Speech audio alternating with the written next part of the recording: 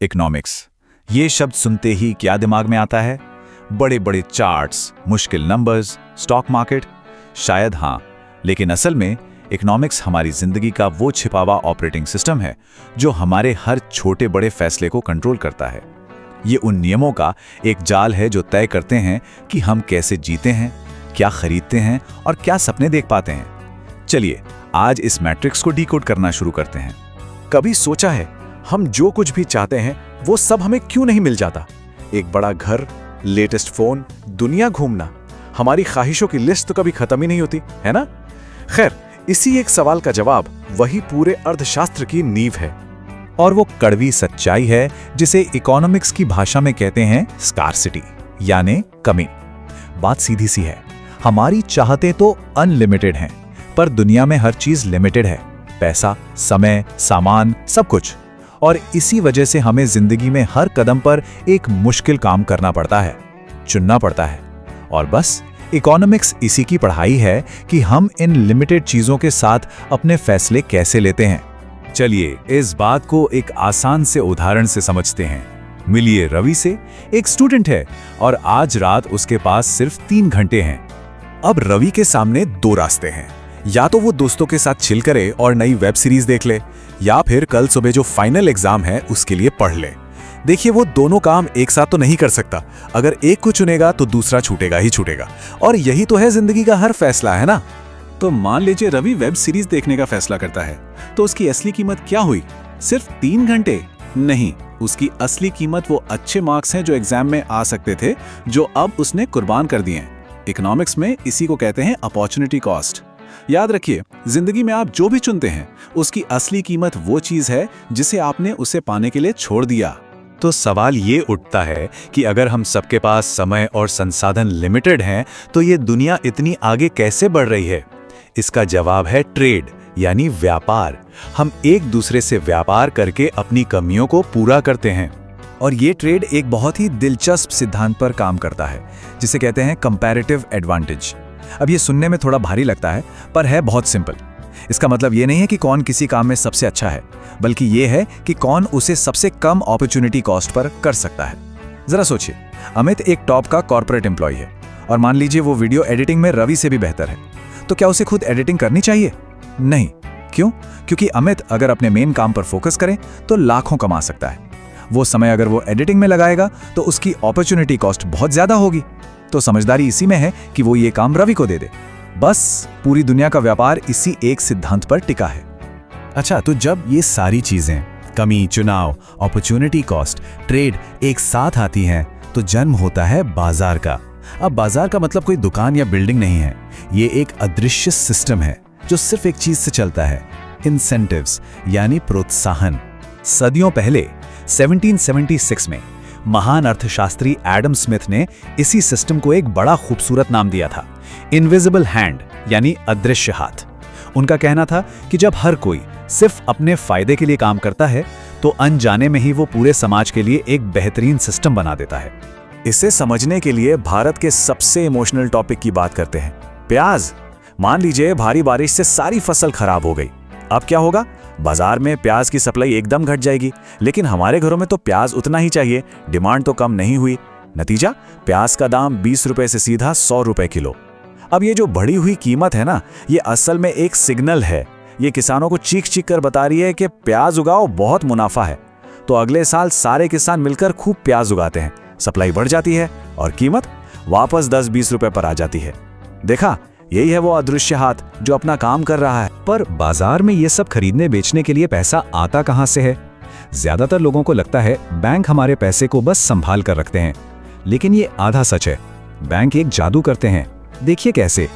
आपने बैंक में 1000 रुपए जमा किए। नियम के हिसाब से बैंक को उसका सिर्फ एक छोटा सा हिस्सा, मान लीजिए 100 रुपए, अपने पास रखना होता है।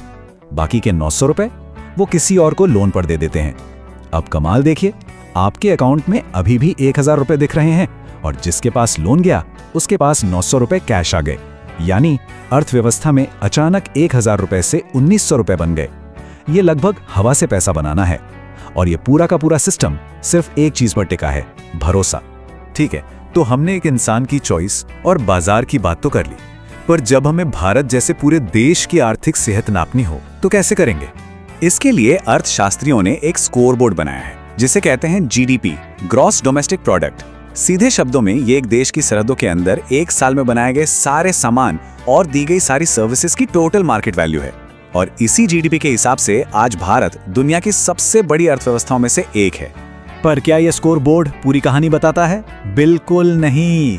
इसमें एक बहुत बड़ी, बहुत गहरी खामी है, एक ऐसी सच्चाई जिसे हम अक्सर अनदेखा कर देते हैं।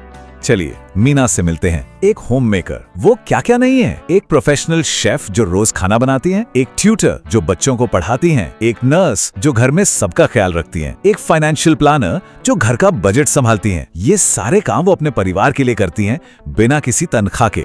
और अब ये देखिए, क्योंकि मीना को इन सब कामों के लिए कोई सैलरी नहीं मिलती, तो देश की जीडीपी उनके इस अनमोल काम की कीमत को मानती है 0, 0।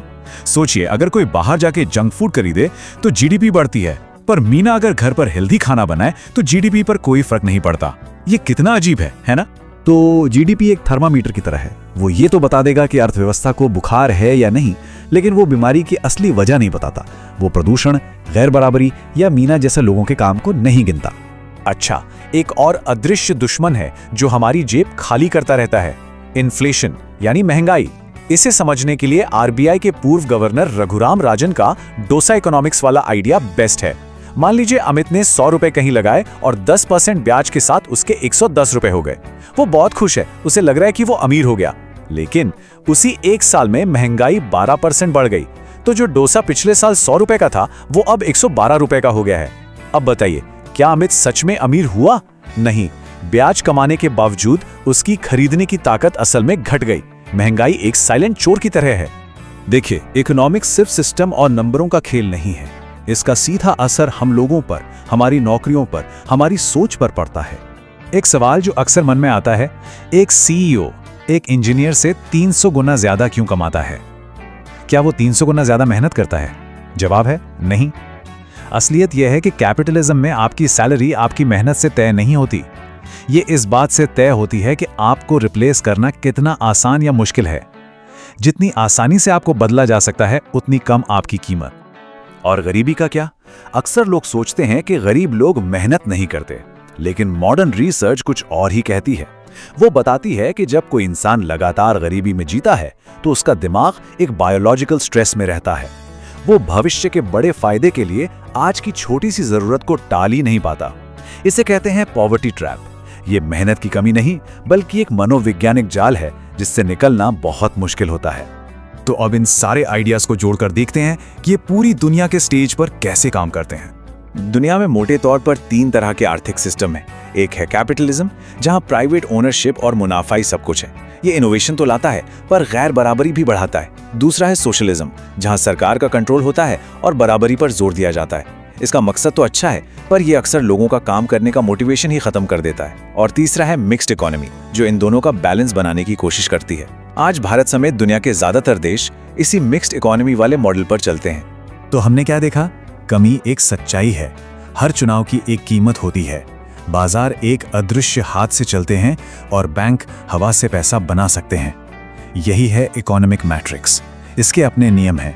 जो इंसान इन नियमों को नहीं समझता, वो जिंदगी भर बस इस खेल में एक मोहरा बना रह जाता है।